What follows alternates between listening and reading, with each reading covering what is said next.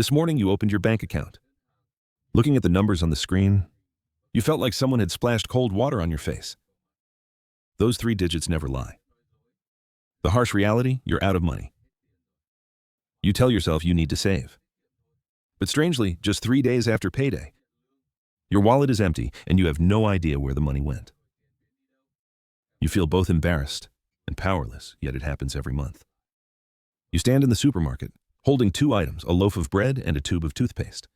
You hesitate, unsure which to pick, because you need both. Life suddenly turns into a survival game you never signed up for. Meanwhile, the rich are casually buying yachts and private jets, things worth as much as the entire neighborhood you live in. That gap makes you sigh and wonder, what did I do wrong? If you're tired of playing hide and seek with your money and your self-esteem, sit down and listen carefully. First, I will tell you a truth about money that few dare to speak, and how to start building wealth, even if you're broke. First, money doesn't come from working hard. It comes from working smart. Second, and this is the biggest lie society keeps feeding us from childhood, work hard and success will follow. Sounds nice, but it's completely wrong. If hard work alone made you rich, then security guards and construction workers would already be billionaires. Money doesn't pay for sweat. Money pays for value and strategy. You're not paid for suffering, but for creating something that others are willing to pay for. That's why some people just sit in front of a computer, selling courses or digital products, making hundreds of times more than you, while you still work 10 hours a day and barely have extra money. The world doesn't care how hard you work. It only looks at results. The rarity, utility, and scalability if anyone can do what you do. Don't be surprised if life pays you the minimum. So if you really want to escape poverty, stop boasting about how many hours you work and start asking yourself, how can I become more valuable? The key isn't how much you do that makes others acknowledge it. Second, debt isn't the enemy. Third, ignorance is. Everyone says debt is bad, but that's only true for foolish debt.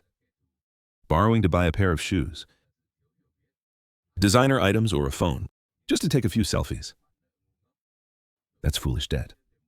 But borrowing to invest in something that generates cash flow is how the rich get richer. For example, you borrow money to buy an apartment to rent out. The tenant pays the rent, and that money gradually repays your loan.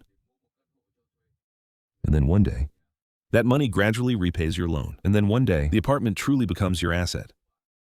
Meanwhile, your impulsive self borrows money to buy expensive things, then scrolls online, watching others build lives you only dream of. Debt is a tool. In the hands of the ignorant, it's a shovel digging a deeper hole of debt. But in the hands of the wise, it's a ladder to climb out of that hole. Third, money likes attention. Don't treat it like a stranger. Do you know why you're poor? Because you treat money like an abandoned lover. You don't track it, don't control it, don't know where it goes. Then at the end of the month, you sigh, not understanding why it's gone. But the problem is actually very simple. You simply don't care about it. Money respects those who respect it. If you're too lazy to track expenses, make a plan, or even just open your banking app daily. You're choosing to stay poor. Wealth begins with awareness. Every dollar needs a clear purpose. If you don't give money a job to do, it will disappear like an unattended child. No one's watching. Fourth, friends might be the reason you never improve financially. Fifth, it sounds harsh, but if you surround yourself with lazy people who complain and fear change, sooner or later, you'll become one of them. You'll be the next contestant in the game, called Forever Poor. People don't grow according to their dreams, but are pulled down by the environment they choose to live in.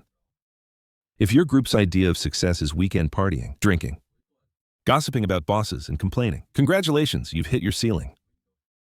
The rich choose to be around people who make them think bigger, learn more, and act better. Poor people prefer to be around those who make them feel that failing is normal. Fifth, money doesn't come from passion, but from solving problems. People often say, follow your passion, and money will come. It sounds nice, but it's not that simple. Try telling that to someone who games all night and then complains about their job in the morning. Passion doesn't pay bills. Money follows value, not hobbies.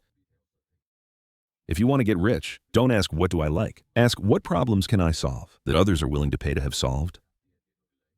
Solve small problems, earn little money. Solve big problems, earn big money. Passion is just the starting drive. The ability to solve problems is the engine that propels you forward. Sixth, don't idolize the rich. Learn how they play the game. When you see someone driving a luxury car or wearing an expensive watch, don't rush to mock them. Many are just showing off. Not all are truly wealthy. Half of them are drowning in debt, living to impress on social media. The other half is different. They understand the rules of money early and know how to use it to win. Instead of envying them, learn how they do it.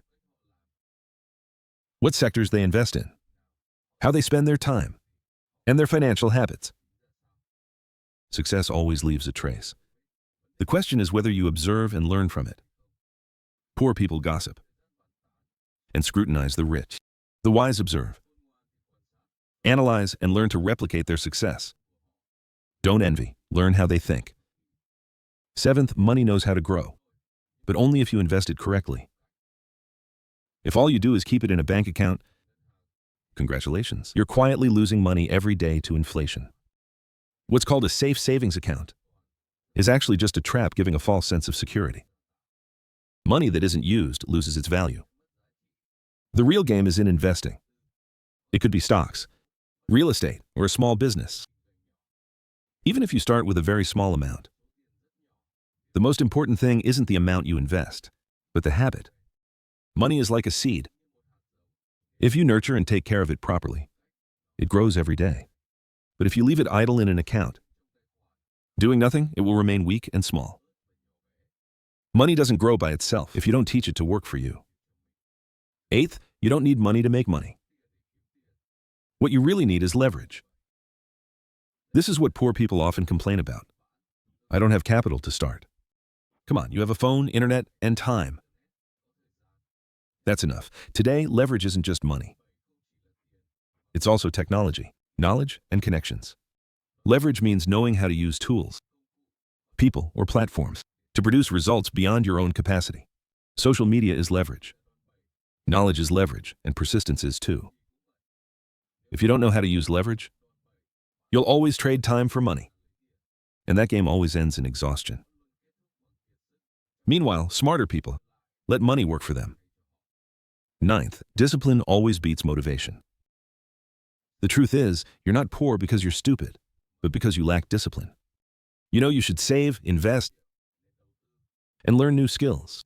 But then, spend all your money on things with no real value. You buy to impress people you don't even care about. You live in a loop of spending and regret, then spending again. Meanwhile, the rich silently build their assets. No show, no boast, just quietly moving forward.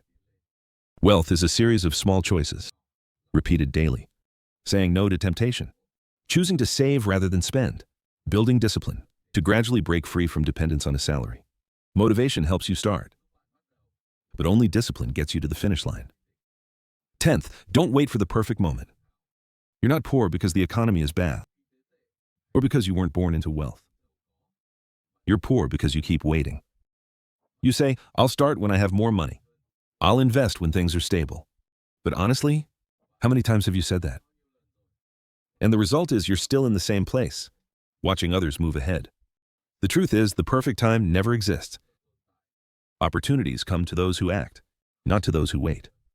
The best time to start was yesterday, and the second best time is now. Every day you hesitate, someone less smart than you, less experienced than you, is taking action and overtaking you. Money is a game, but it's a rigged game. If you don't learn the rules, you'll always be a ball kicked around by others. Don't be a victim of the game. Become someone who understands how it works. You don't need to be born rich. Don't need luck, nor $1 million idea. All you need is discipline, awareness, and courage to play smarter than others. So don't romanticize poverty. Don't blame circumstances. Face the truth. Money is just a tool, and if you know how to use it right, it can completely change your life. Learn to build problem-solving skills. Invest wisely. Use leverage and surround yourself with ambitious people, not complainers. Your environment is a mirror, reflecting your future. So choose carefully who you allow into your life. Because in the end, wealth doesn't belong to the smartest, the strongest, or the hardest working. It belongs to those who say, enough. I will not accept living in scarcity forever. The moment you truly commit to change, that's when your life begins a new chapter. If these words make you think, don't just listen and forget. Share them with someone also struggling like you.